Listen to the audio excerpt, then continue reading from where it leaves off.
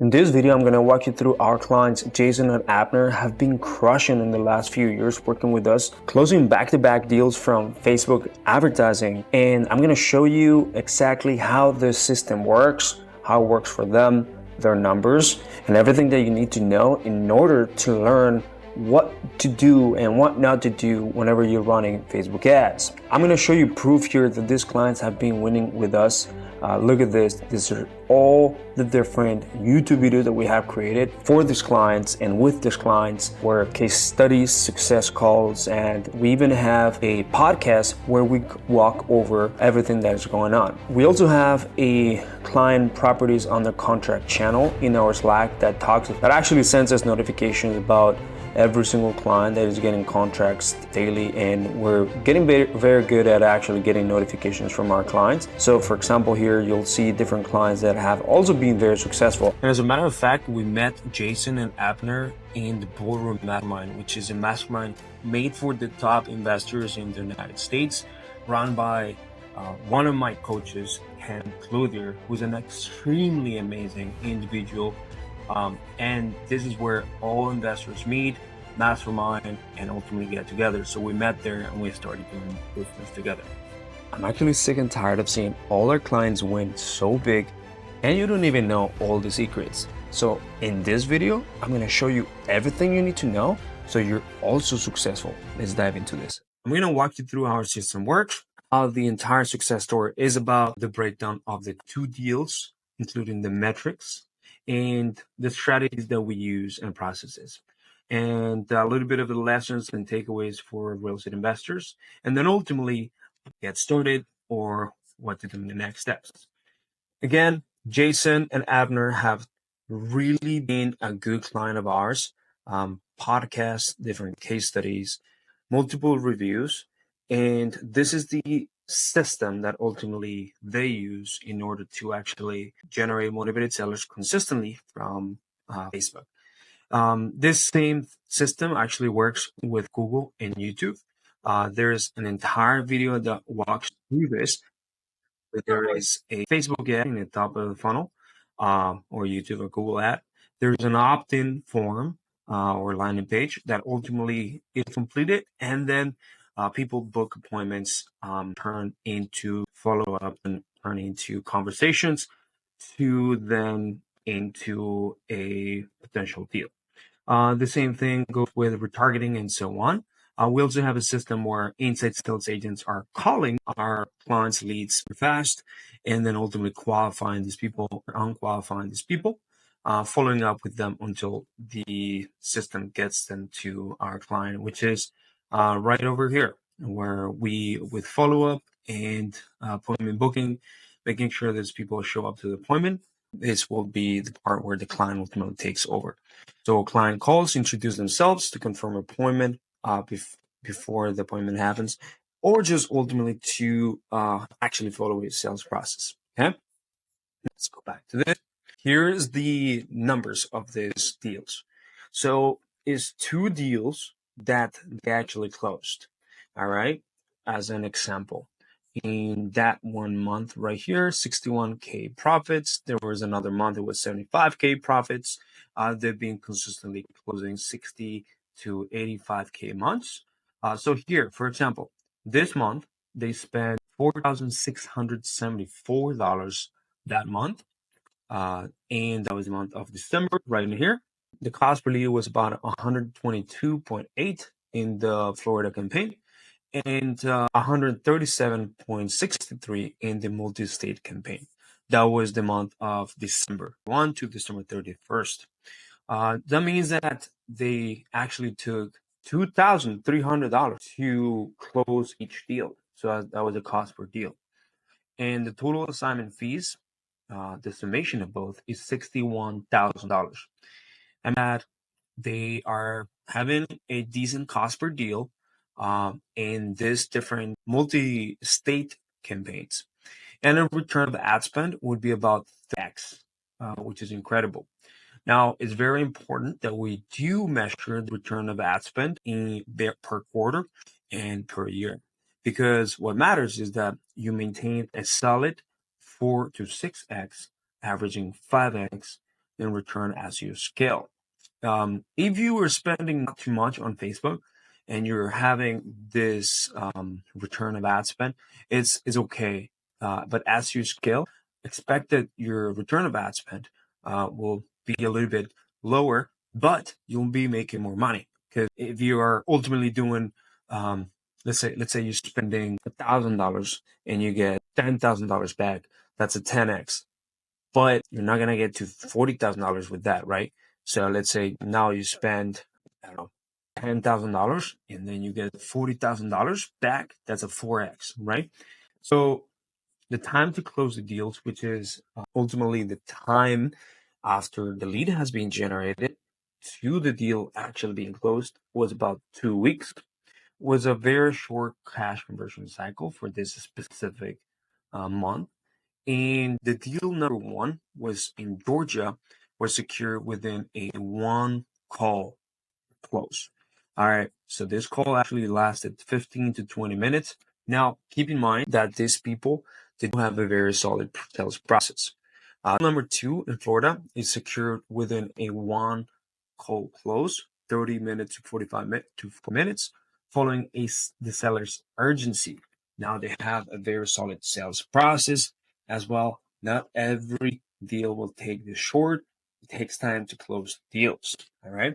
So here's proof of how their campaign in December was about $122 and $137 cost per lead. And on January, we were able to actually do reduce it to $90 and $50. That was a huge reduction for the month of January.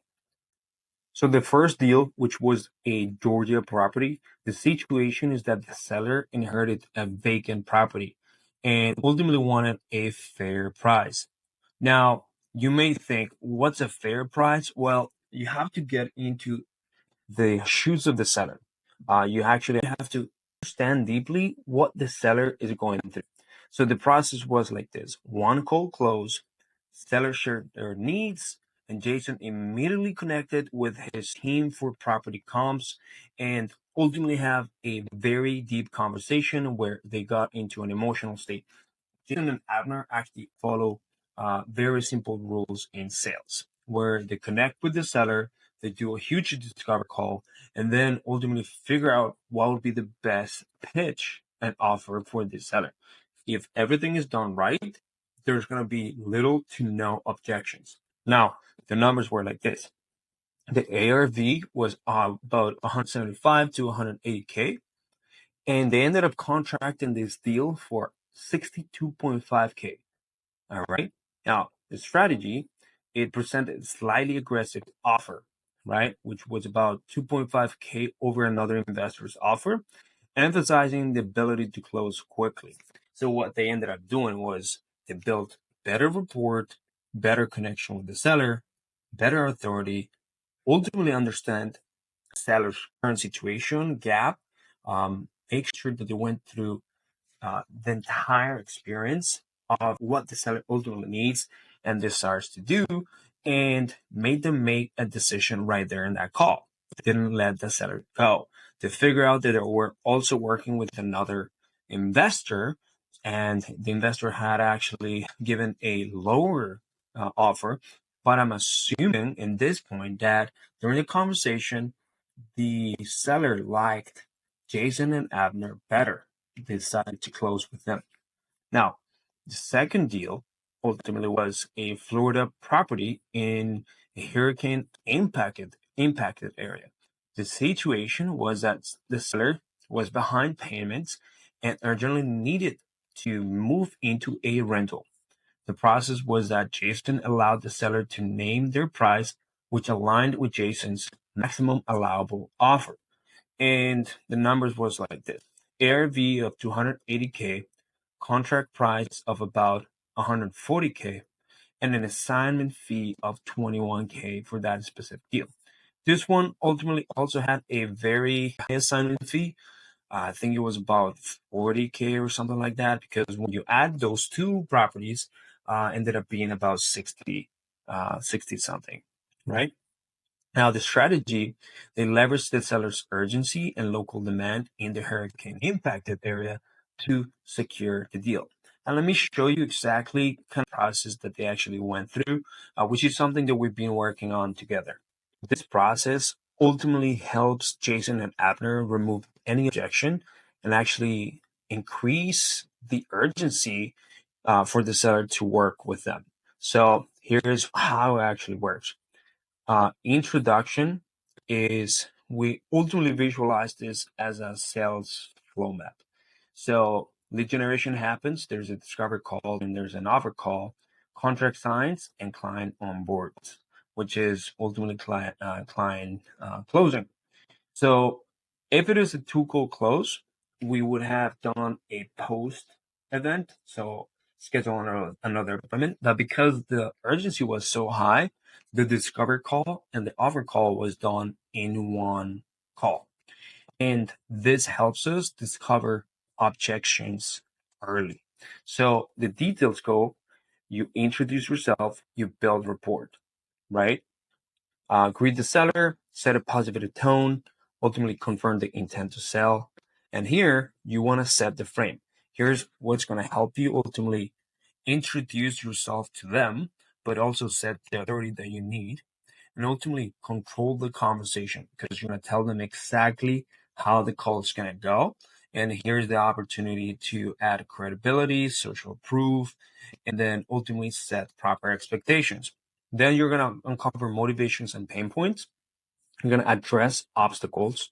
You're going to go for property conditions. Remember that you are ultimately qualifying the seller, not the property. So the seller is the one that needs to be qualified, which needs to be talked to, not about the property. That's why that seller preferred Jason and Abner over that other wholesaler because they probably just did like a property discovery and not a seller discovery. And then if it was a two-call close, it would pre-frame for the offer call. But in this case, they moved quickly and they went and did the offer call, which ultimately is including the pitch. And that's when they ended up pitching. Okay. I'll leave that link in here. So here's a few winning strategies that they actually went through. One, they had high quality motivated sellers coming in. This is from Meta ads, Facebook and Instagram. They leveraged inbound marketing to attract motivated sellers who were already looking for solutions. And they use hustlemedia.com, which is our company. You can click on the link here, hustlemedia.com or motivatedselleronline.com to ultimately go and figure out if it's going to work for you.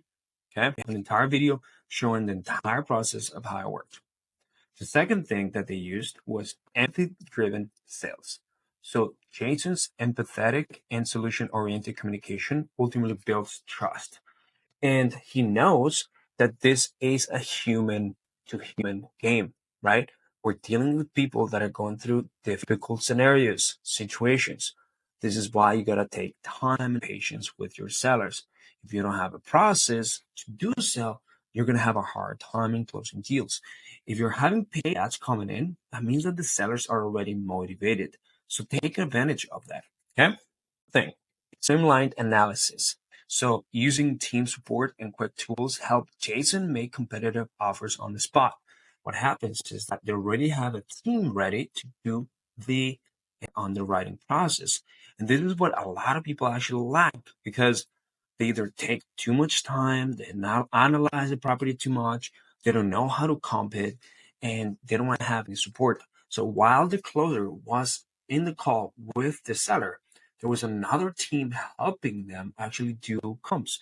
Now Jason he knows how to do comps within 5 minutes while on the call, but he needed to be there present with the seller. So there was another team member that specialized in comps that would help him do that right there in the conversation. And then compared Jason's notes and Jason's calculator in order to do that. I believe Jason will be able to share that calculator if you ask him. Now, the fourth thing would be tailored solutions. So whether it was cash offers, creative financing, or innovation deals, they approach every deal as a unique opportunity to meet the seller's needs. And we actually covered this during our podcast. So in this podcast right here that I had with Jason, they shared all these strategies that they ended up using. This was a very fun podcast. I hope that you guys learned something from this. Right here, I'm going to leave the link to this podcast right in here so that you guys can ultimately have it.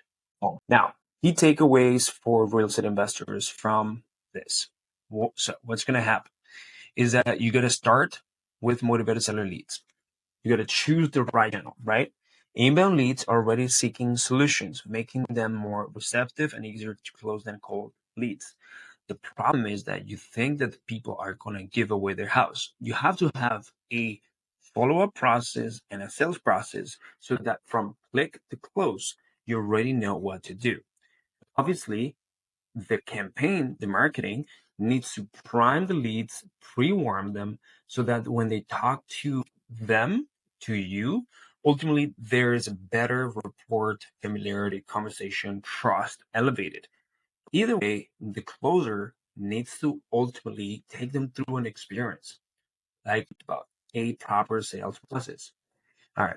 So you gotta be able to also ask tough questions. So sellers open up when approached with empathy and a genuine desire to help. If you're willing to figure out what's the best way to ask the best questions, Socratic questioning is the best way. Socratic question.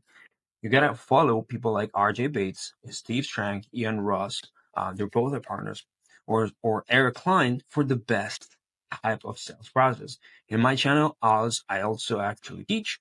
Now, I'm not a sales natural expert, but I know a lot and I've closed a lot of deals, millions of deals already. Third thing is adapt to market nuances. So recognize how local factors like hurricanes create unique opportunities. So that's why, even though it was a situation that you don't wish on anyone, they went and targeted to the hurricane affected area to see how many people they could actually help. And it turns out that there's a lot of people to help. I actually have a friend that ultimately needed help because their hurricane got. And fourth thing, stay persistent. Follow up consistently and expect some deals to take multiple attempts. Again, if we go back to these contracts, all these contracts are happening every single day. And this wouldn't happen if our clients were not pushed by us to do proper follow-ups or if they don't come with proper follow-up skills. All right. Now, what's the next step for Jason and Abner? Ultimately, they need to expand their operations to more hurricane-impacted areas and markets. They need to build a team to handle innovation and create financing deals effectively and efficiently with the help of an elite remote talent agency like remotelatinos.com. And there's different coaches and mentors that also helps with this. Now, we place people with Remote Latinos. We can help you find talented people and ultimately keep using us to scale. And I'm going to go over here through a marketing roadmap and how to properly scale. I'm going to dive into this in another video more deeply, in a deeper way, so that you can actually understand how everything's going to go. So let's jump into this real quick. All right. So what happened is that we got to be able to choose the right channels, right? And in order to choose the right channels, we need to have one that works really well. It primes the leads, make them watch content, go through a video sales letter that actually pre-handles objections.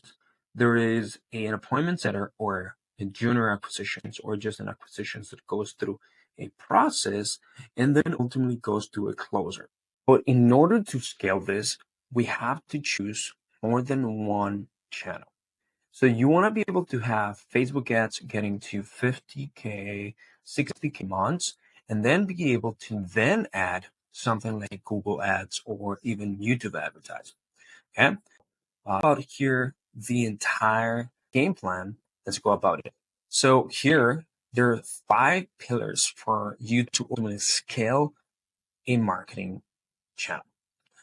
Pillar number 1 is Beast Lead Management System. All right. If you don't have a way to properly manage your leads, where leads don't fall through the crack, forget about it. A sales process is everything. So is a way to manage your leads, to follow up, right? So here we have to have a way to have a discovery framework Organize your leads sections in a CRM, have a lead management workflow, and learn your KPIs and ultimately just track those KPIs. We help our clients do that because we know it's important for you to measure where you are.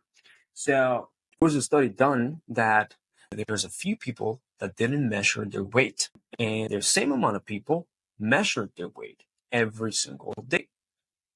In December, when this study happened, the people that measured their weight actually lost weight. And the people that did not measure their weight, they gained weight because you and stuff like that, which means that you're conscious. So in order to be conscious about what's happening in every single day, you have to track things. Okay. Second thing is a precise AI lead gen system. So we got Meta, Google, and even YouTube. We got to leverage a lead generator that works ultimately. And obviously, this lead generator will generate us money, right? There is a few frameworks to understand the anatomy of a great ad right in here. Okay. There are inbound channels, all right, that we can just do right here. There is an entire packaging system on how to go about this. Now, second thing is stabilizing the channel and having clear expectations. The third thing is optimization of the channel. Fourth, marketing KPIs tracking. Then scale your ad spend. And don't forget about those mistakes. Okay. The pillar is ultimately speed the conversation. If we don't get leads fast within 2 minutes, paid ads mean nothing because a lead is nothing if you don't have a conversation with them. So great leads die with poor follow-up skills from paid ads or pay-per-lead leads. Doesn't matter. Pace is everything. This is not pace mode. This is like how fast you get to the lead, speed lead. Okay. Use humans and AI. So we use inside sales agents and ChatGPT chatbots to help us do this. CRM AI systems. The fourth thing would be conversion coaching. So you have to make sure that you have a proper sales process and then ultimately going about the sales process effectively every single day. Remember these big three daily meetings with your team and yourself or with someone to learn more about this, hopefully in the morning huddle, qualitative feedback, and then just knowing your numbers, tracking your numbers. Okay. And fifth there would be scaling your ad spend. In order to scale your ad spend, you got to know what's your cost per deal, what's your cost per contract. And once you know that, because you have your cost per acquisition, and you'll know how big is your deal size, then you'll be able to reverse engineer. Okay, I'm going to spend more, and then ultimately I'm going to hire team members that are going to help me sustain this entire thing as we automate marketing, automate appointments, automate dispo, and automate contract making. So this is the ultimate thing you gotta do. So if you were inspired by Jason's and Abner's journey, join our program. Click on the description below, go to the link. You'll see a video explaining exactly what we do things. And if we end up working together, that'd be great. Let me know if you like this video and I'll explain things more in detail. There's a lot of different YouTube videos in our channel that I think you would love that explains the process, everything of marketing, paid advertising, even how to run an entire operations, how to hire remotely, and you'll be able to see a lot more details in here as you explore and subscribe to my channel. So yeah, subscribe, leave a thumbs up in this YouTube video, and give me a comment if you liked it. Hope you see you in the next video.